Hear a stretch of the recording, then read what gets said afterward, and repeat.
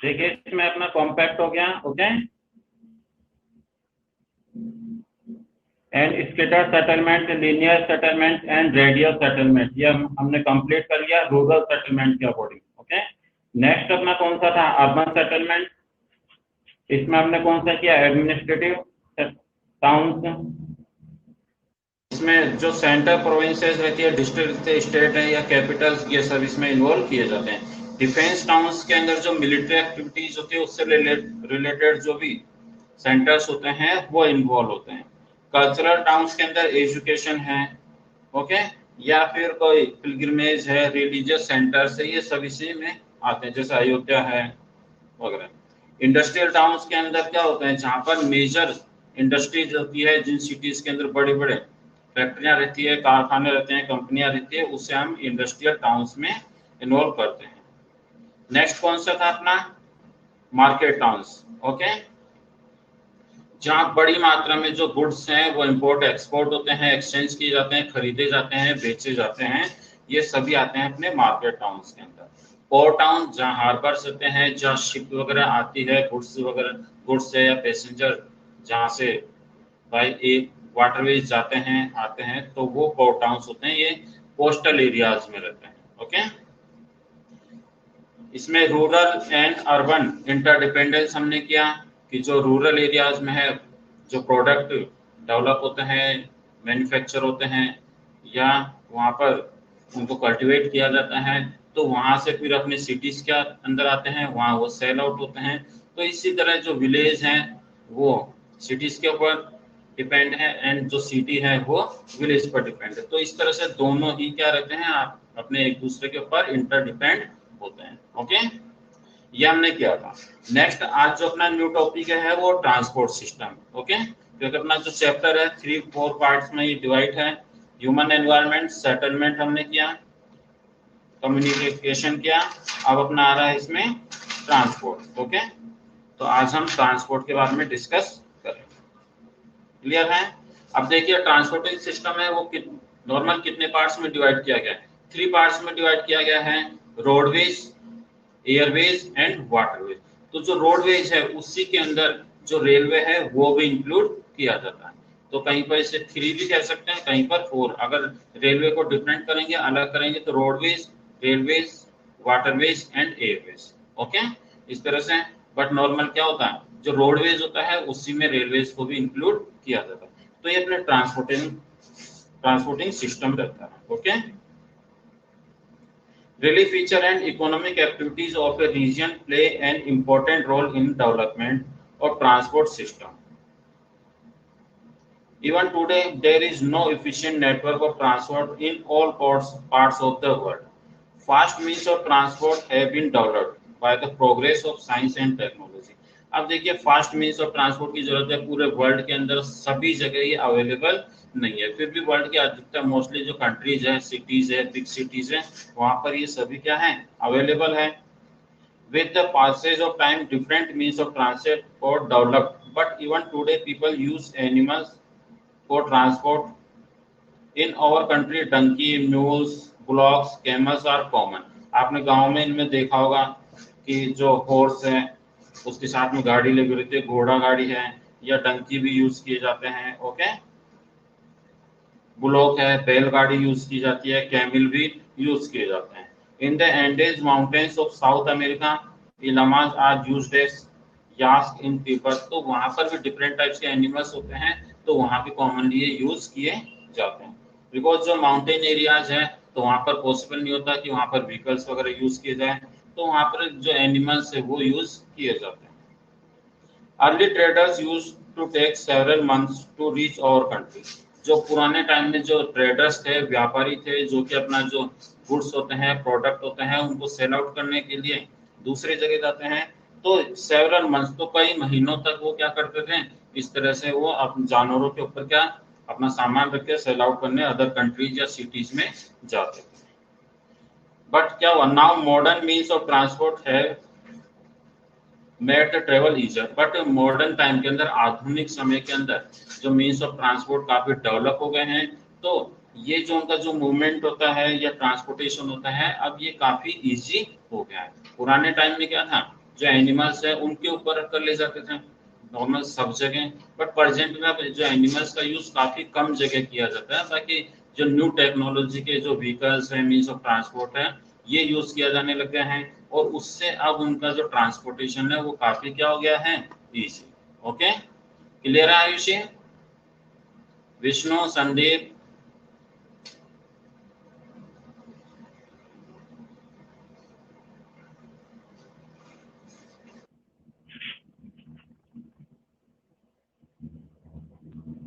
Okay, faster and more comfortable, अब काफी fast भी हो गया है और काफी कंफर्टेबल भी हो गया। अब अपने पास क्या है, व्हीकल्स है, गाड़ी है, तो उसमें हम सामान एक जगह से दूसरी जगह आसानी से ला भी सकते हैं और ले जा भी सकते हैं। इसी तरह जैसा एरोप्लेन है उसमें भी काफी गुड्स आते हैं, शिप है उसमें भी, एंड जो एयरवेज है, एरोप्लेन वगैरह है, तो उसमें भी जो गुड्स पैसेंजर है वो एक जगह से दूसरी जगह इजीली आ जा सकते हैं। उससे क्या होता है, अपनी जो लाइफ है काफी कंफर्टेबल बन गई है, फास्ट भी बन गई है, अपनी जो एनर्जी थी वो भी अब कम कंज्यूम होता है और अपना टाइम भी बचता है।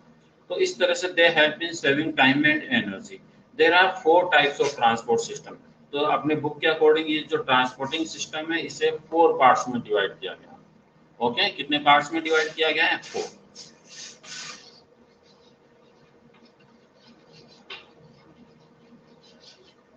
Roadways,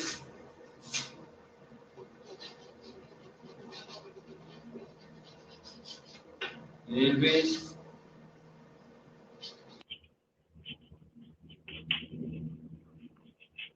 waterways and Airways. Okay, तो ये कितने पार्ट्स में डिवाइड किया गया है, 4 पार्ट में। इसको 3 भी लिख देते हैं। ओके, माइक्रोफोन आपके ब्लॉक हो गए हैं।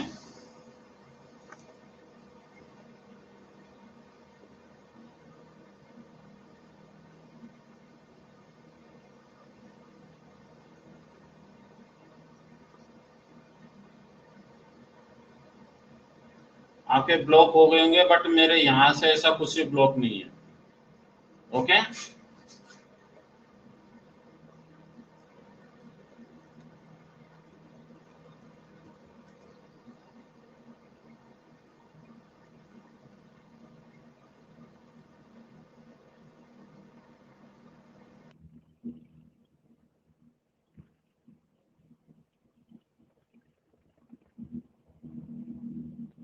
मेरे यहाँ से कुछ भी ब्लॉक नहीं है, कोई भी ब्लॉक नहीं है, सब ओके।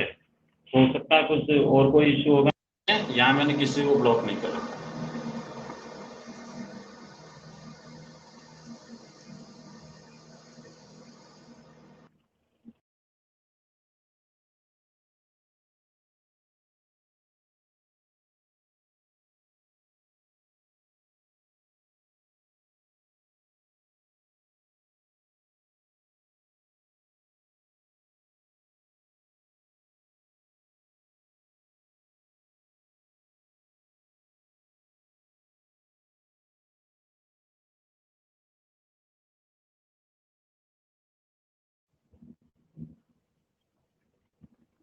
ओके, यहाँ से ब्लॉक नहीं है, मेरे क्लास में कोई ब्लॉक नहीं।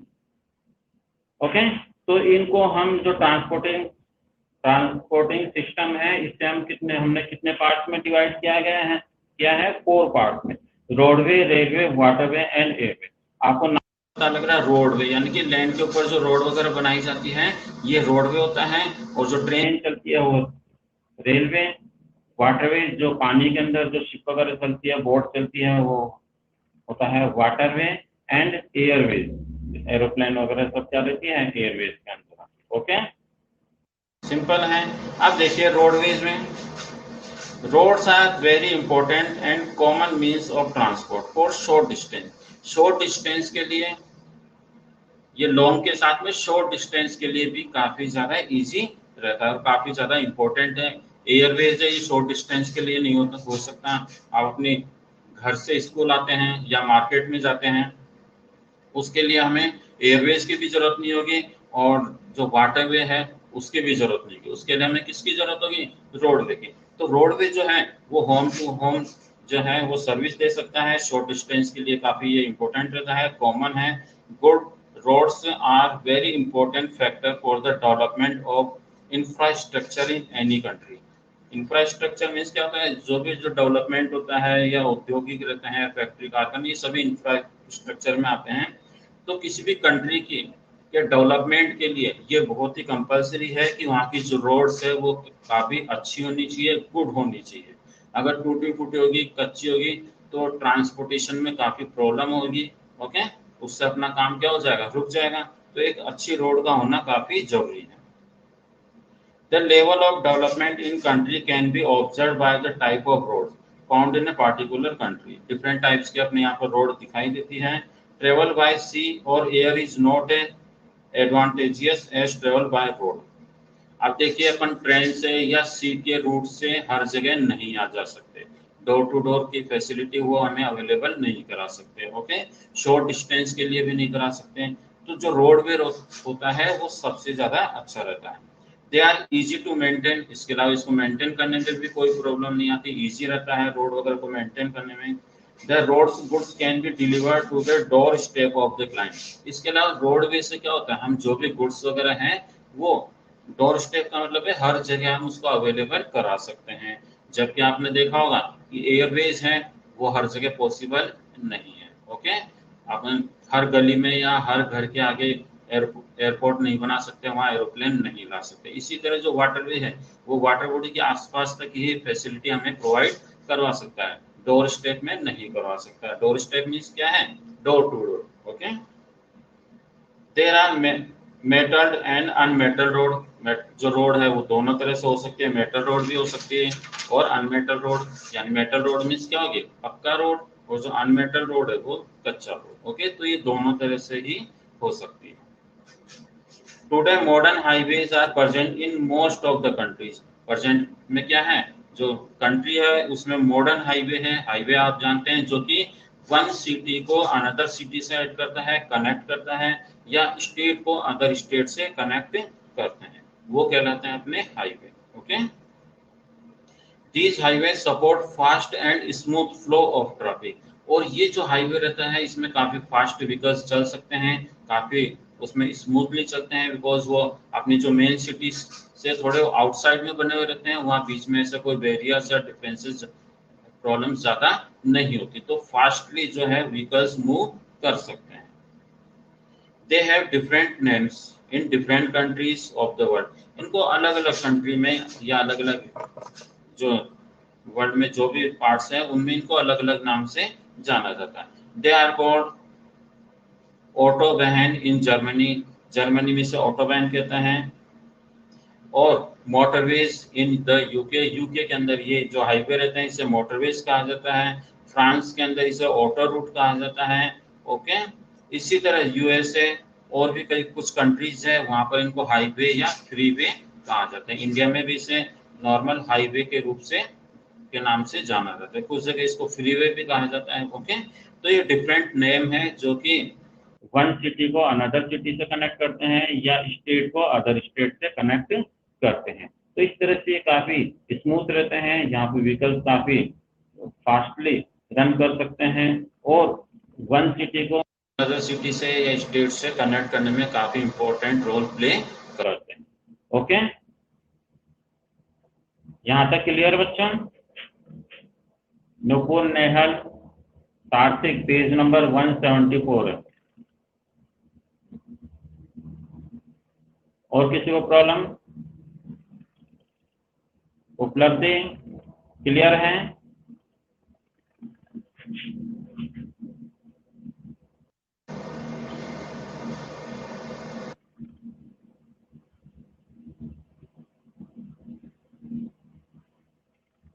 Very good.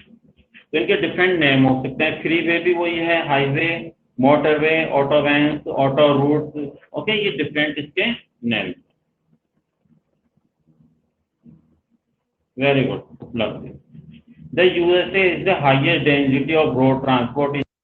अंडरलाइन कीजिए, यूएसए के अंदर सबसे ज्यादा ये जो रोड है वो सबसे ज्यादा यूएसए के अंदर है, यानी कि रोड ट्रांसपोर्टेशन में यूएसए फर्स्ट नंबर पर है। वहां पर सबसे ज्यादा रोड्स वगैरह है जो कि आपस में सिटीज को, टाउन्स को, विलेजेस को, इनको आपस में क्या करती है, कनेक्ट करती है। सबसे ज्यादा जो रोड बनी हुई है पूरे वर्ल्ड में वो कौन सी कंट्री में है, वो यूएसए के अंदर है। Okay, there are 6 to 8 lanes in the highways. और देखिए हाईवे जैसे आपने यहाँ पर अजमेर रोड देखी होगी तो उसमें लेंस बनी हुई है ना, 3-4 ऐसे लेंस बनी हुई है। इसमें जो ट्रक वगैरह है उनके लिए अलग से लाइन बनी हुई है, टू व्हीलर के लिए अलग है, कार वगैरह के लिए अलग है। तो ये उनकी लेंस होती है। ओके, तो जो अमेरिका है वहाँ से 8 लेंस बनी हुई है।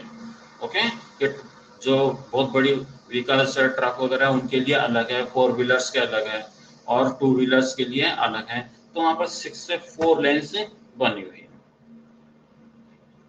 Highway network connect the cities on the eastern and western coast and also all the important towns of the country in Western Europe. The network of road is also quite dense.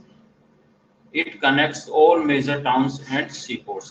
तो इसके अलावा जो western Europe है वहां पर जो road transportation है वो भी काफी ज्यादा डेंस है, काफी डेवलप है, और ये डिफरेंट टाउन्स को और सी पोर्ट्स को आपस में क्या करते हैं, कनेक्ट करते हैं। ओके, जैसे अपने अजमेर रोड है तो मीन्स क्या हो गया, ये अजमेर को कनेक्ट करते हैं और फिर वहां से आगे जैसे अहमदाबाद है या कहीं भी वो जाते हैं, टोंक रोड है, टोंक जाता है, आगरा रोड है, दिल्ली रोड है। तो इस तरह से डिफरेंट सिटीज को आपस में कनेक्ट करते हैं। उसी तरह यूएसए और यूरोप की जो कई कंट्रीज है वहां पर भी इस तरह की रोड है जो कि आपस में बिग सिटीज को आपस में कनेक्ट करती है।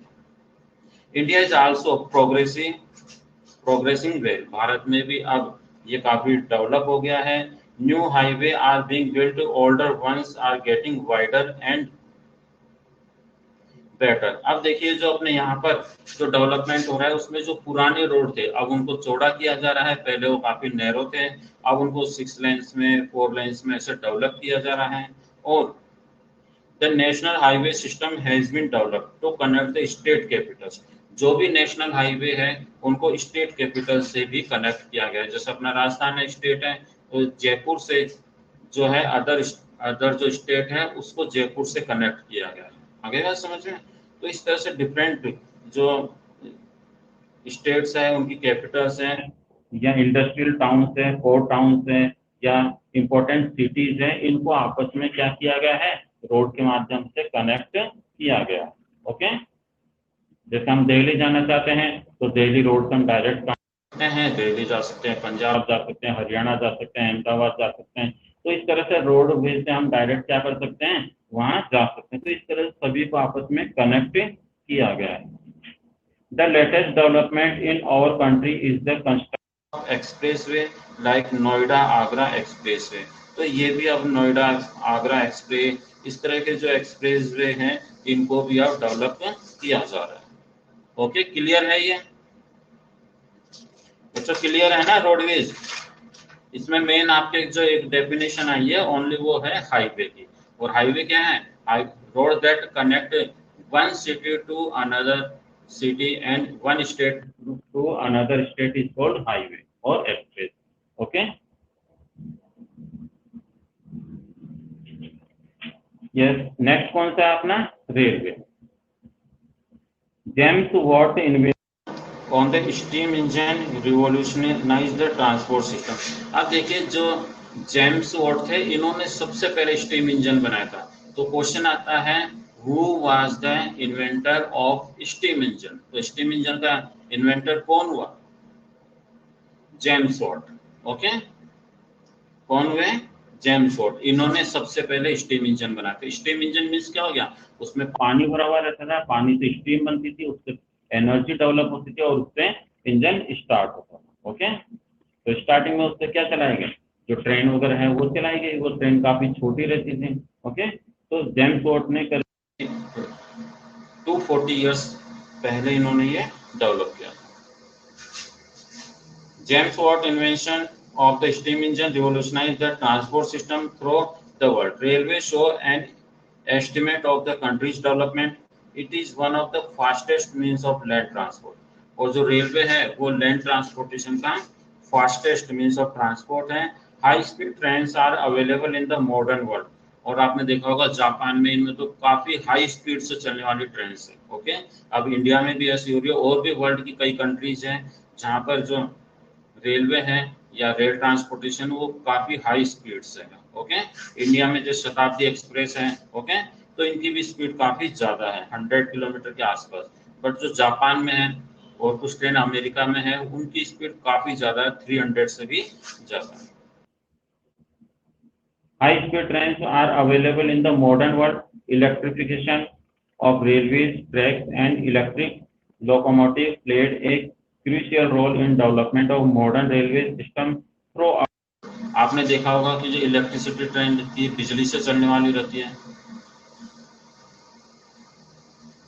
संदीप, स्टीम इंजन वाली ट्रेन छोटी क्यों होती है? क्योंकि उस स्टीम में वो इतना डेवलप नहीं था, इतनी उसमें टेक्नोलॉजी इतनी इम्प्रूव नहीं हो पाई थी कि वो उसमें बहुत ज्यादा एनर्जी हो। ओके, उसमें इतनी एनर्जी नहीं रह सकती थी जितनी की प्रेजेंट में अपनी जो पेट्रोल की तो ट्रेन नहीं होती, बट जो डीजल की है या इलेक्ट्रिसिटी वाली जो ट्रेन है, उनमें काफी ज्यादा एनर्जी है, क्योंकि उसमें मॉडर्न टेक्नोलॉजी यूज की गई। उसमें स्टीम इंजन में इतनी ज्यादा कैपेसिटी नहीं रह सकती थी को हैवी लोड्स को कैरी कर सके, इसलिए उनकी जो पीछे बोगीज रहती थी वो एक दो इस तरह की बनाई जाती थी, और साइज में भी काफी छोटी होती थी। ओके, इसलिए वो उनमें कम एनर्जी थी, तो उनकी जो ट्रेन थी वो काफी छोटी होती थी। Okay, yes. Electric locomotive played a crucial role in the development of modern railway system throughout the world. Certain factors are responsible for the development of railways in a particular areas. Level of technological and economical development हुआ है, इसके factors हैं जिससे कि जो railway है वो पूरे वर्ल्ड में डेवलप हो रहा है। क्यों हो रहा है? उनके कुछ फैक्टर्स है, एडवांटेज हैं, जैसे technological and economically development, availability of resources, संसाधनों की जो अवेलेबिलिटी है वो भी पूरी है, पॉपुलेशन है, फिजिकल फीचर्स है। तो ये सभी फैक्टर्स है जिसकी वजह से पूरे वर्ल्ड के अंदर जो रेलवे सिस्टम है वो काफी डेवलप हो रहा है। It is tougher to construct railway lines in hilly or forest areas than in plains. अब देखो जो हिली एरियाज हैं, ओके, या फिर जंगल है, तो वहां पर जो रेलवे ट्रैक बनाने में काफी प्रॉब्लम होती है। हिली एरियाज में सबसे ज्यादा होती है, और जो फॉरेस्ट एरियाज हैं वहां भी काफी ज्यादा होती है, क्योंकि वहां पर क्या होता है, पेड़ों को इनको काटना पड़ता है, वहाँ वाइल्ड एनिमल्स है, तो वहां भी काफी प्रॉब्लम हो सकती है। In the development of railway population plays a significance role. अब देखिए रेलवे जो डेवलपमेंट होता है उसके लिए पॉपुलेशन भी एक रेस्पॉन्सिबल एक फैक्टर है, बिकॉज पॉपुलेशन होगी तो वहाँ रेलवे ट्रैक बनाने में गवर्नमेंट को क्या रहता है, कुछ बेनिफिट रहता है, बिकॉज जो रेलवे है उनका सीधा कनेक्शन किससे है, पॉपुलेशन से। जहाँ पॉपुलेशन नहीं रहती या बहुत कम पॉपुलेशन है, काफी लो पॉपुलेशन है, तो वहाँ अगर ट्रेन वगैरह है वो बना चलाई जाती है या उसके लिए ट्रैक डेवलप किया जाता है, तो उससे गवर्नमेंट को ज्यादा बेनिफिट नहीं मिलता। ओके, तो पॉपुलेशन एक बहुत बड़ा फैक्टर है, जहाँ पॉपुलेशन ज्यादा है वहां पर ये ज्यादा डेवलप किए जाते हैं। लॉन्ग डिस्टेंस रिक्वायर, इसके अलावा लॉन्ग डिस्टेंस के लिए, बिल्कुल शॉर्ट डिस्टेंस के लिए तो रेलवे ट्रैक डेवलप नहीं किया जा सकता है, तो लॉन्ग डिस्टेंस है ना, तो उसके लिए भी ये डेवलप किए जाते हैं। Modern modes of transport as they can easily transport large number of people from one part to another. और रेलवे कैसा मीड ऑफ ट्रांसपोर्टेशन है, ट्रांसपोर्ट है जिसमें काफी बड़ी मात्रा में, काफी संख्या में लोग हैं, उनको और गुड्स को एक जगह से दूसरी जगह लाया ले जाया जा सकता है। The best example is Mumbai shuttle train. These trains are termed as the lifeline of Mumbai. अब देखिए शटल ट्रेन मीन्स वहाँ की जो लोकल ट्रेन है, ओके, जैसे अपने यहाँ बसें चलती है वैसे वहाँ पर लोकल ट्रेन चलती है, और मोस्टली जो वहाँ की जो पॉपुलेशन है, वहाँ की जो जनता है, लोकल जो पीपल है, ओके, डेली वर्कर्स हैं, वो मोस्टली ट्रेन के अंदर ही क्या करते हैं, सफर करते हैं, एक जगह से दूसरी जगह आते जाते हैं, तो इसीलिए वहाँ पर वहाँ की जो लोकल ट्रेन है उसे लाइफ लाइन ऑफ मुंबई कहते हैं। अगर वहाँ पर ये लोकल ट्रेन नहीं चलेगी तो वहाँ की जो पॉपुलेशन है काफी ज्यादा डिस्टर्ब हो जाएगी, क्योंकि मोस्टली वहाँ के जो लोग हैं वो ट्रेन में ही क्या करते हैं, सफर करते हैं, और उनकी जो लाइफ बहुत अधिकतर क्या है, ट्रेन के ऊपर डिपेंड करती है। ओके, इसीलिए जो वहाँ की जो लोकल ट्रेन है, शटल ट्रेन है, उससे हम लाइफ लाइन ऑफ मुंबई कह सकते हैं। क्लियर है? ये क्वेश्चन भी आता है, why do you call the shuttle train as the life line of Mumbai? तो उसे हम क्यों कहते हैं? बिकॉज वहाँ की जो अधिकतर जो ट्रांसपोर्टेशन है या पीपल है वन पार्ट टू अनदर जो मूव करते हैं, वो उन शटल ट्रेन में ही करते हैं, इसीलिए हम उसे लाइफ लाइन ऑफ मुंबई कहते हैं। ओके, क्लियर है? संदीप क्लियर है? प्रांजल?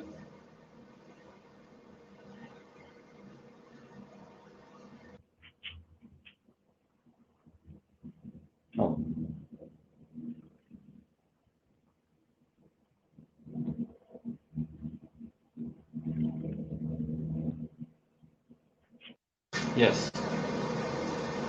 Another example is the development of metro train. आपने देखा होगा कि यहाँ पर अपने मेट्रो ट्रेन चली है, दिल्ली में भी है, बट इंडिया में सबसे पहले मेट्रो ट्रेन कहाँ चली थी? ओके, ऑप्शंस में दे रहा हूँ।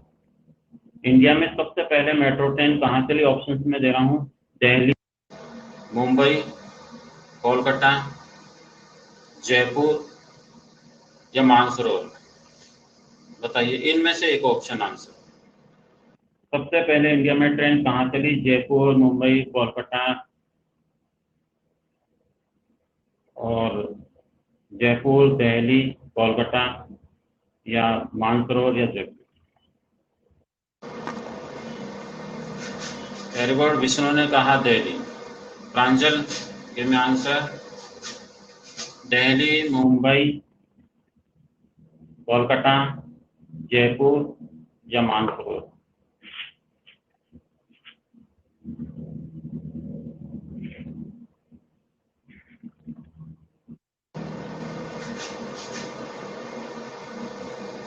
Nupur and Nehal, very good, आपने कहा मुंबई, विष्णु ने कहा दिल्ली।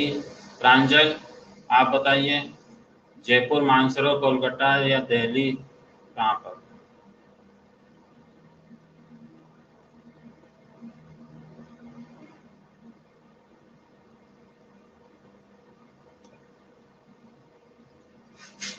उपलब्धि आप बताइए।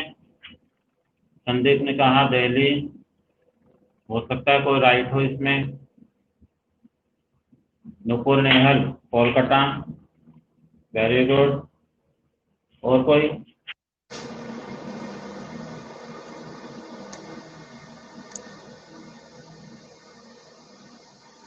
बस, very good, Nupur and Nehal, your answer is right. India में सबसे पहले जो मेट्रो ट्रेन चली वो कोलकाता के अंदर चली थी। ओके, क्लियर है? तो आप इसको नोट आउट कर लेना कि सबसे पहले इंडिया में ट्रेन कहाँ चली, मेट्रो ट्रेन कोलकाता के अंदर। Okay, the metro network in Delhi has been developed to the facilities mass movement. Metro train है दिल्ली में भी काफी डेवलप हुई। Okay, the east central USA and the western Europe consist of the densest network of railway. अब देखिए, yes, Kolkata में। Okay, East Central USA, Western Europe consist of the dense network of railway. Area rich in agriculture and mineral resources are connected through rail network in Australia. Australia के अंदर जो minerals हैं या agriculture से related जो भी place है उनको भी रेलवे द्वारा कनेक्ट करता है। Africa, South America, this network link them to urban centres और ports. Railway network in India is the largest in Asia. Underline कीजिए, एशिया के अंदर जो इंडिया है वो लार्जेस्ट नेटवर्क है रेलवे का एशिया के अंदर। ओके, एंड पूरे वर्ल्ड के अंदर जो इंडिया का रेलवे नेटवर्क है 4th नंबर पर है। एशिया में तो कौन से नंबर पर है? 1st नंबर पर है रेलवे का नेटवर्क। वर्ल्ड है, अगर उसके अकॉर्डिंग हम देखें तो 4th पर आता है। ओके, 1st में यूएसए आता है। पूरे वर्ल्ड में 1st में यूएसए है और एशिया में 1st में इंडिया है, और पूरे वर्ल्ड के अकॉर्डिंग इंडिया जो है वो 4th नंबर पर है। ओके, इसमें अंडरलाइन कीजिए आप, याद रखना, आप ये क्वेश्चन भी पूछते हैं।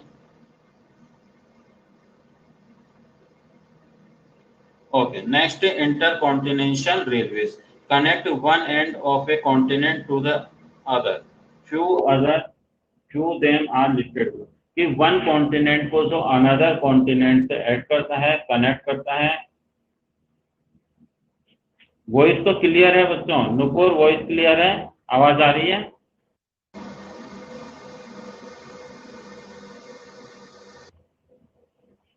चाइना कौन से पर है ये मैं बाद में बताऊंगा। ओके, होगा सेकंड थर्ड पर।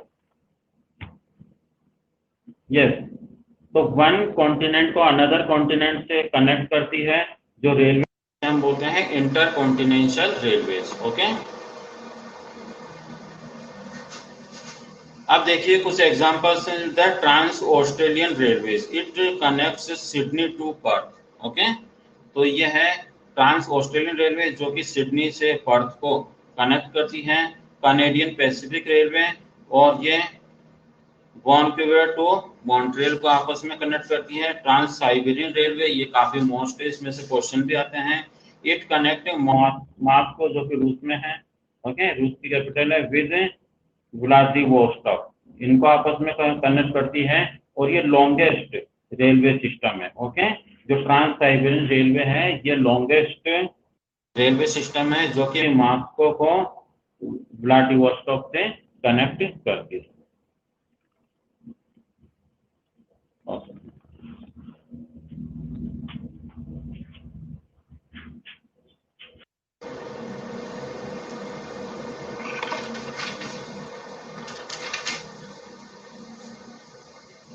क्लियर है बच्चों रेलवेज? नेक्स्ट अपना पॉइंट कौन सा है? वाटरवेज। ओके, अपना रोडवेज हो गया एंड रेलवे हो गया।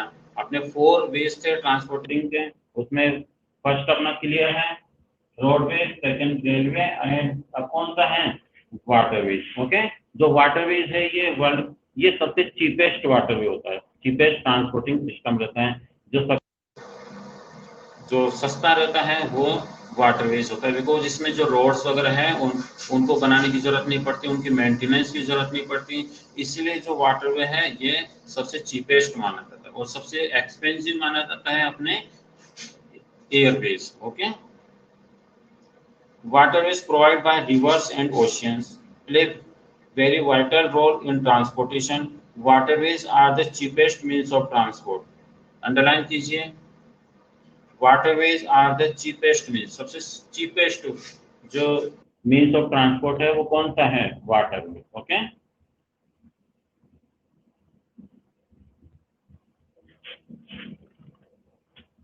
और ये ट्रांसपोर्ट में मोस्ट सुटेबल है किसके लिए? हैवी बल्कि गुड्स मीन्स होता है बहुत बड़े, और जो भारी सामान रहते हैं तो वो शिप के माध्यम से one country to another country आसानी से जा सकते हैं। International trade in bulk is carried out using sea routes. International जो ट्रेड होता है उसमें गुड्स से एक जगह से दूसरी जगह जाते हैं, इसके अलावा पैसेंजर्स भी आते जाते हैं। ओके, तो इसके लिए जो वाटरवेज है वो काफी इंपॉर्टेंट रोल प्ले करता है सी रूट से। There are 2 types of waterways, तो वाटरवेज है ये भी कितने टाइप्स के होते हैं? 2 टाइप्स के होते हैं। ओके, फर्स्ट कौन सा है? इनलैंड वाटरवे, एंड सेकंड होता है ओशियन ट्रांसपोर्ट। ओके, बट ये हम नेक्स्ट क्लास में डिस्कस करेंगे, बिकॉज अपने ये टॉपिक काफी थोड़े लॉन्ग है और अपना टाइम क्या हो रहा है? ओवर हो रहा है। ओके, तो आप इस चैप्टर को प्रॉपर्ली रीड करना, समझना, जो भी नहीं है वो नेक्स्ट क्लास में आप मुझसे पूछना। और जो पेज नंबर 175 में मैप दे रखा है वर्ल्ड का, तो आप उसको भी टैली करना, उसमें major rail and sea route बता रखे हैं। ओके, क्लियर है? आज जो हमने डिस्कस किया, जो हमने पढ़ा, इसमें अगर आपको कुछ पूछना है अभी पूछिए, मैं आपको 1 मिनट दे रहा हूँ। Any question you want to ask me?